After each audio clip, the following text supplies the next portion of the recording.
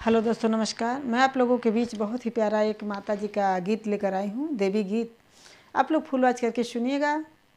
अगर आप लोगों को ये गीत अच्छा लगे तो लाइक सब्सक्राइब ज़्यादा से ज़्यादा शेयर करिएगा और कमेंट बॉक्स में ज़रूर बताइए कि कैसा लगा।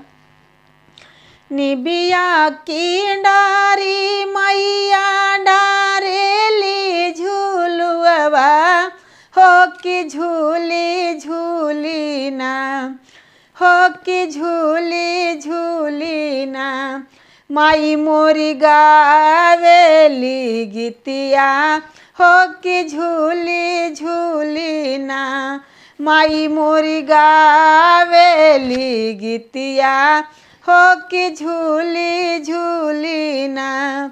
झूलत झूलत माई के लगली पियसिया हो कि चली भैली ना।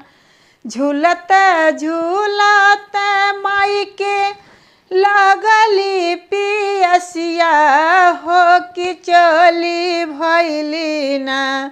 माला होरिया दुआर मैया चली भैली ना। माला होरिया दुआर मैया चली भैली ना। सुतली बाड़ू की जागल ये मालिन की बूंद ये कहना हो कि बूंद ये कहना। मोहे पानिया पिया वहू मालिन बूंद ये कहना। सुतली बाड़ू की जागली मालिनी या की बूंद ये कहना हो कि बूंद ये कहना। मोहे पानिया पिया वहू मालिन बूंद ये कहना। हमके पानिया पियबू मालिन बूंद ये कहना।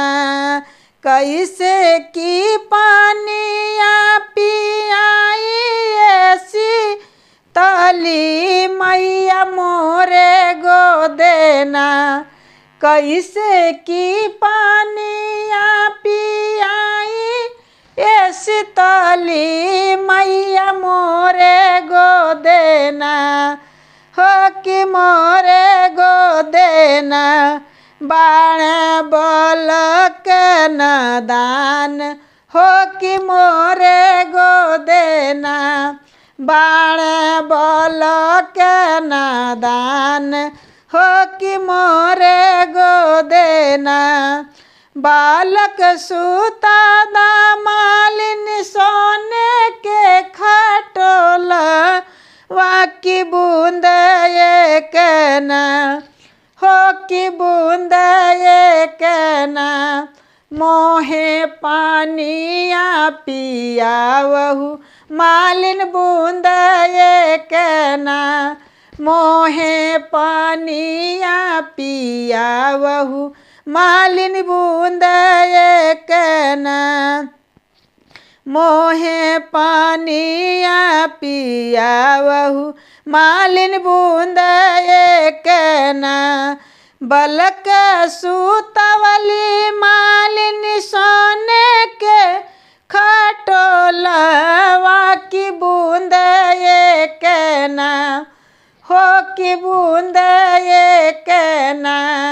मोहे पानिया पिया वहू मालिन बूंद ये कहना।